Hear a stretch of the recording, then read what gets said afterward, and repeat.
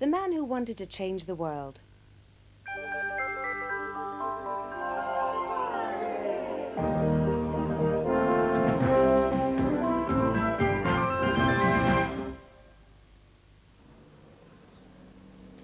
When Sandy Kidd goes out to the lock-up garage behind his house in Dundee, he is going into a world of his own. This place has been his prison for the past 4 years. Here he has spent every minute building a machine. A very special machine, a machine which he says will open up the universe.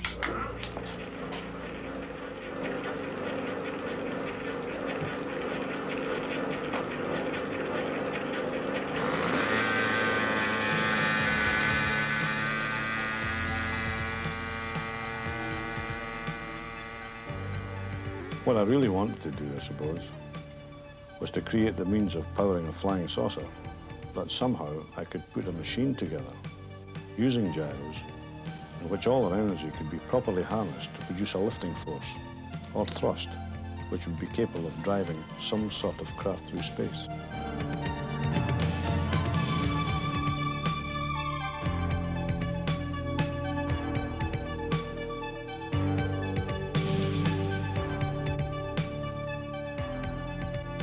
Like most inventors, Sandy Kidd has paid a high price for his brainchild. It has cost him over £20,000 in lost wages alone. He has turned down better jobs.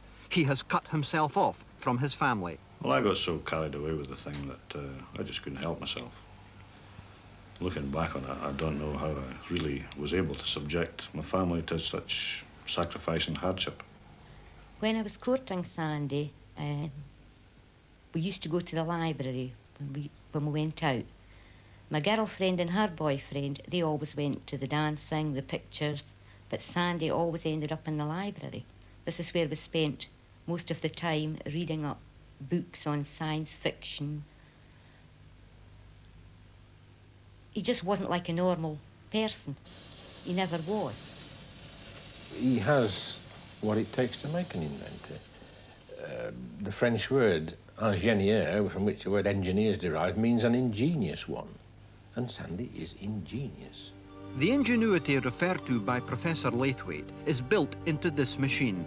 Sandy Kidd claims it is unique because it can move on its own, requiring no contact with air, water, or solid surfaces, which brings us to flying saucers. Many people are convinced that flying saucers are real and are used to transport the inhabitants of outer space between stars and planets. If these magical machines are streaking across the heavens of the universe, then one thing is certain. Their technology is far advanced on anything we are using at the moment. My machine should be able to deliver thrust over long periods of time, years if necessary. This would mean in space travel, very, very high speeds. The acceleration of the device could also be adjusted to create an effect within the device that would simulate the conditions of gravity that are on Earth's surface. And this would completely eliminate the problem of weightlessness. Mind you, the device has other uses than taking it to Mars in 34 hours.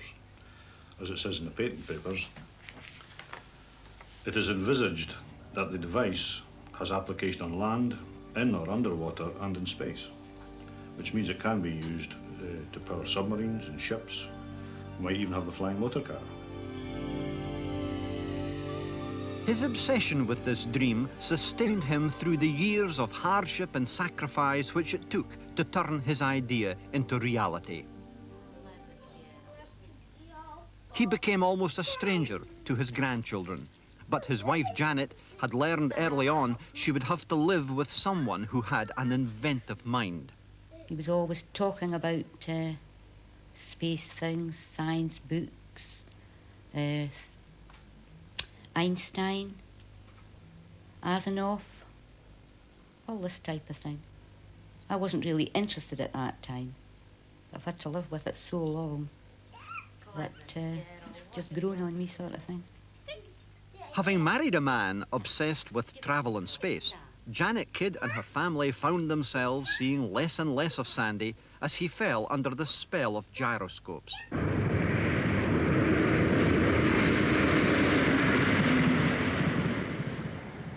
The thing was, I still had to carry on my full-time job with an oil company in Aberdeen, leaving home in Dundee before 6 in the morning and not getting home until 7 or 8 at night. It was actually in the train that the design of the machine finally came to me. That was around 1982, by which time Sandy had risen to a responsible job in the North Sea oil industry, earning £25,000 a year. But when he arrived back in the evenings to his home in the suburbs of Dundee, he had to start work all over again. He used to come home from Aberdeen at night, 7:30, he'd have his tea, in the door 5 minutes, out he went. He was outside till 2 in the mornings. I just used to go away to my bed and leave him. This went on for 4 years. With no social life, we gave up all our friends. 7 nights a week, all day Saturday, all day Sunday, it was spent in the garage. He didn't have time for anything else. To me, he was just obsessed by it. Sandy's machine is all about gyros, a gyro being anything that spins round on the end of a rod. They behave dramatically when subjected to certain forces. This gyro weighs 50 pounds and has been fired up to rotate at over 2,000 revs a minute, so that Professor Laithwaite, an expert on the subject, can demonstrate the basic concept of Sandy's device. Very little effort required, about as much as lifting an umbrella, and no centrifugal force. Now, of course, we have the problem of stopping it.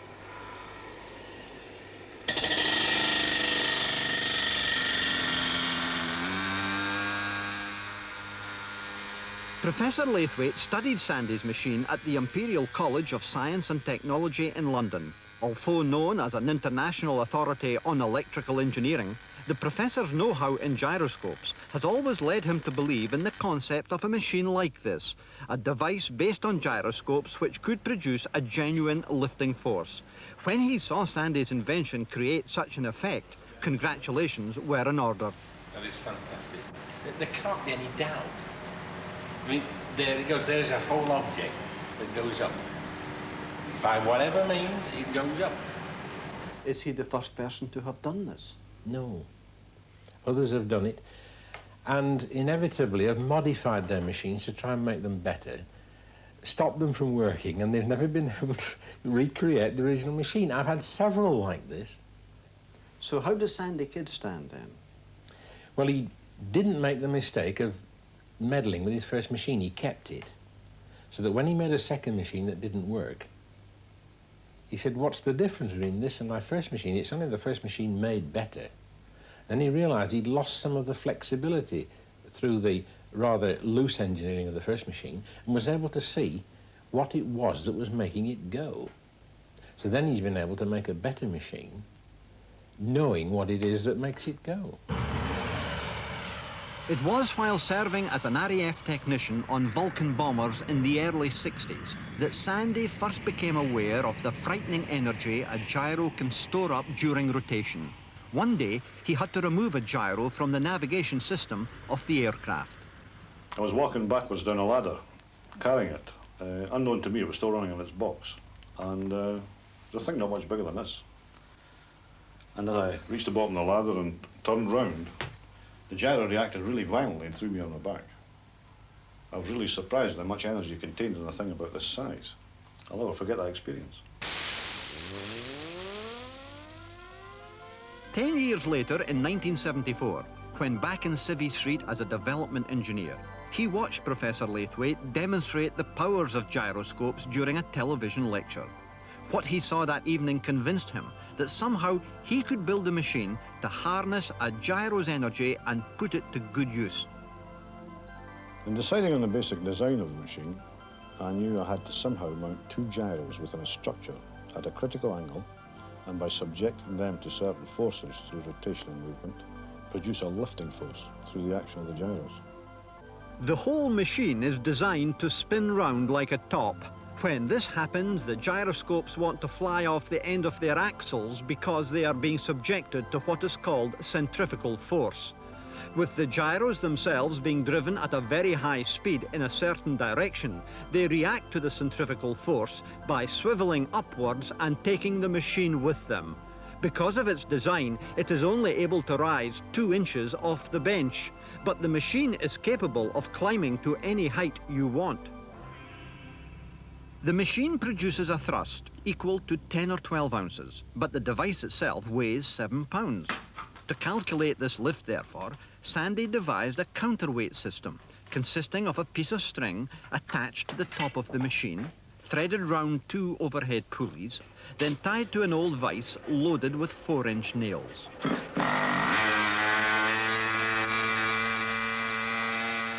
When the machine lifts, Sandy gradually removes nails until the device starts to drop. The lift achieved is equal to the weight of the nails taken away. Now, this may all seem a bit crude, but such ingenuity is the stock and trade of the inventor. One of the most important aspects of tackling such a complex project was making all the bits and pieces necessary and juggling them around until I got everything right. Well, being a toolmaker, I could make everything myself, and that was a real bonus. I could set my own pace and get things done my way, building one machine after another, getting the size of the gyros right, mounting them at the right angles, determining the rotational speed of both the device and the gyros, so that the two interacted to create the effect I was after. Another of his many problems was deciding how he should drive his gyros. Finally, he chose a 6.5cc water-cooled model aeroplane engine and linked it up to the bottom of his machine. This engine can produce 1.25 horsepower at 16,000 revs a minute, transmitting that power to the gyros by a belt and pulley system. The machine itself is rotated by being connected up to an electric drill. During my experiments, I burned out more electric motors than I cared to remember about. I was stealing motors out of any gadget I could put my hands on. Washing machines, lawnmowers and things like that. In doing all this, I was working with only a very basic grasp of mathematics and physics, which of course are very much involved in this type of engineering. In developing this machine, I've been plagued with setbacks, but having been a development engineer for years, I knew full well that you rarely get anything to work first time. It was very often a question of 2 steps forward and 3 steps back. At the weekend, I simply worked on the machine from morning till night. Towards the end, I dreaded having to go out to the garage. It became some sort of hell, but I just kept going. I wasn't happy about it, because at the beginning I didn't believe him, but he persisted and carried on with it, and it was a failure so many times, and he promised to give it up, but he never did. He always gave it a couple of days, and out he went again. And this has gone on for months and months and months. I even got it in bed at night. He brought his books to bed, his papers to bed. He sat and drew pictures to me and tried to make me understand, but I never was able to understand it. I just had to live with it. Although the machine worked for all the right reasons, using all the factors I had built into it, the forces within the device were operating in a different pattern from what I had imagined. In other words, I had created a machine which I did not fully understand at that point, but which was producing the desired effect. It was in trying to establish how these forces and other influences were actually behaving that really created bigger problems than I'd encountered before. Most of the people that know Sandy believe in him. They know that he'll do it. He is quite a clever person, in my eyes. Well, I see a lot of things I don't mean. I do try and help him as much as I can. Gardening, decoration, painting, every job about the house I have to do on my own. He just doesn't have time for any of that.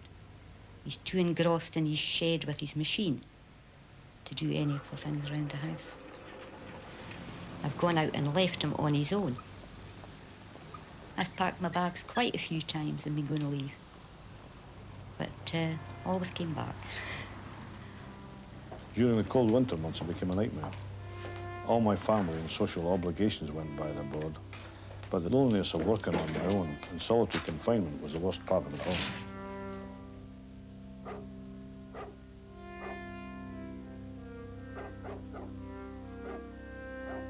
After 18 months of building and rebuilding machines, I knew I'd come to the end of the road.